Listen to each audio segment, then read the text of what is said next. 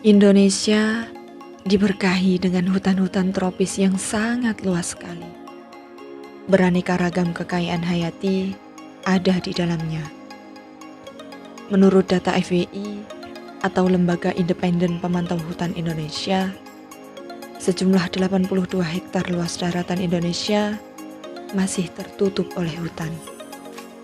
Sedangkan menurut data Direktorat Jenderal Planologi Kehutanan dan Tata Lingkungan, hasil pemantauan hutan Indonesia tahun 2019 menunjukkan bahwa luas lahan hutan seluruh daratan Indonesia adalah 94,1 juta hektar atau sekitar 50,1% dari total daratan.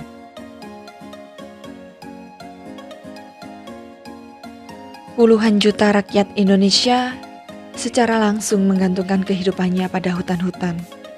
Entah itu mengumpulkan hasil hutan untuk kebutuhan sehari-hari, memanfaatkan lahan hutan untuk bidang pertanian, atau bekerja di sektor pengolahan kayu. Hutan sebagai suatu ekosistem tidak hanya menyimpan sumber daya alam berupa kayu, namun masih banyak potensi lainnya yang dapat diambil manfaatnya oleh masyarakat, seperti budidaya tanaman pertanian, dan lain sebagainya. Sebagai fungsi ekosistem, hutan sangat berperan dalam berbagai hal, seperti penyedia sumber air, penyerap karbon dioksida, penghasil oksigen, sebagai peran penyeimbang lingkungan, tempat hidup berjuta flora dan fauna, serta mencegah timbulnya pemanasan global. Namun, sayang sekali, kondisinya sekarang sangat berbeda. Beberapa tahun terakhir, akibat ulah tangan-tangan manusia yang tak bertanggung jawab, banyak sekali hutan-hutan di Indonesia yang mengalami kerusakan. Akibat pembakaran hutan secara terang-terangan atau penebangan hutan secara liar. Padahal, jika kita tahu, hutan merupakan paru-paru dunia yang seharusnya kita jaga kelestariannya. Banyak sekali bencana yang terjadi akibat kerusakan hutan tersebut. Di antaranya, banjir dan tanah longsor.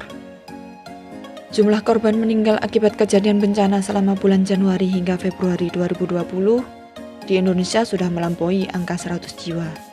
Selain itu, banyak sekali kejadian kecelakaan lalu lintas akibat penerangan jalan yang kurang, jalan yang berkelok-kelok, serta jalan yang menanjak. Kepala Pusat Data Informasi dan Komunikasi Kebencanaan, Badan Nasional Penanggulangan Bencana, Agus Wibowo mengatakan bahwa kejadian bencana yang paling banyak menimbulkan korban jiwa adalah banjir dan tanah longsor. Dan dalam 2 bulan terakhir, sudah 652 kejadian bencana yang terjadi di berbagai wilayah di Indonesia. Salah satu daerah yang rawan terjadi longsor adalah di Desa Ngerimbi, Kecamatan Bareng, Kabupaten Jombang.